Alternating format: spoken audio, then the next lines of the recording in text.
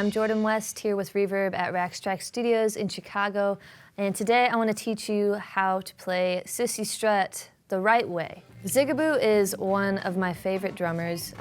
His New Orleans-inspired feel is awesome, and you can really hear it come through in Cissy Strut. I'm sure you've all played this song about 1,000 times. And sometimes what I hear is someone, the groove starts and then I hear, and it's not wrong. Music, there's no wrong notes in jazz, but technically it's wrong. So the way he plays it is so great, and to me it really makes the song stand out. So even if you want to play it this very, very straight-laced way, just to throw in sometimes that you actually, paid your dues and listened to his kind of linear playing is really cool. And whenever I hear that out at a bar, it immediately makes me love the song again instead of running away and not wanting to listen to it. I'm gonna quickly break down the A section, kind of, because there's the A section and then there's the B section of this song, and those are basically the two parts for the drums. So the first section is super linear. So we've got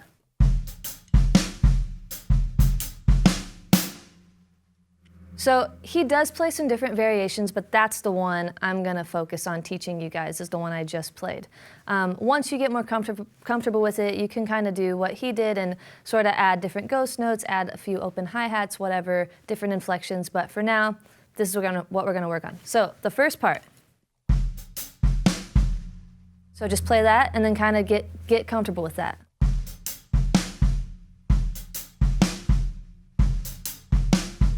Once you've got that, you're gonna add on the second part. So what's tricky about that second part is the double kick with the double hi-hat, just one beat displaced. So that. So that might be a little difficult for you at first, but just keep working it really slowly until you can kind of put the whole thing together. So I'm just gonna play the groove slow and kind of speed it up a little bit as I go along.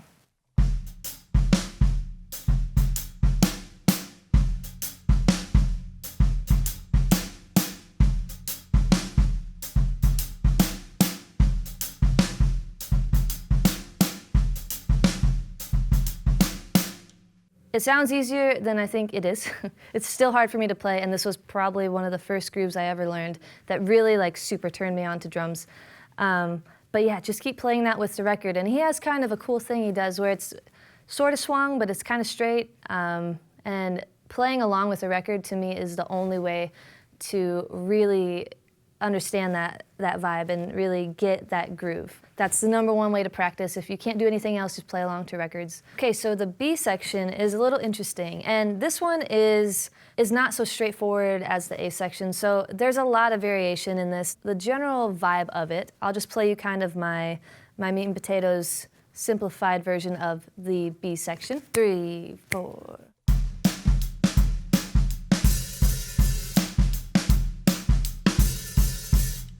So clearly, doesn't play that every time, but if you play that over the B section, it's a good way to get started, kind of getting into that same groove that he gets into there. Here's what I'm doing, and I'll do it really slowly. If you can just start with the kick and the snare. So 3, 4.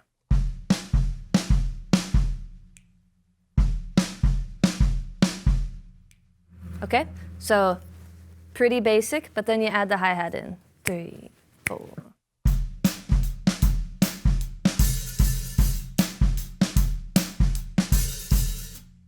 The hi-hat is another really important part of this groove. Make sure you have it open. I kind of leave it like half open, and I let it kind of go into the one of the next measure too.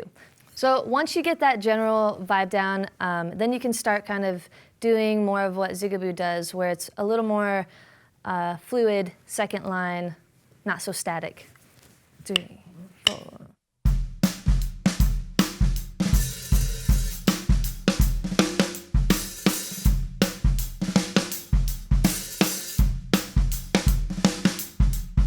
So, as long as you're kind of keeping that 4 and 1 going on the hi-hat most of the time, and that first snare hit kind of being out of place, I think those are the important things to get that B section really feeling groovy like how Zigaboo does it. So that was Cissy Strut by the meters, or at least my interpretation and how I play it. So go out there and practice it. Check out reverb.com for more of these lessons if you want to learn the stuff your favorite drummers are doing and different concepts and ideas. It's really great. So feel free to play along with me as I take you out with Cissy Strut.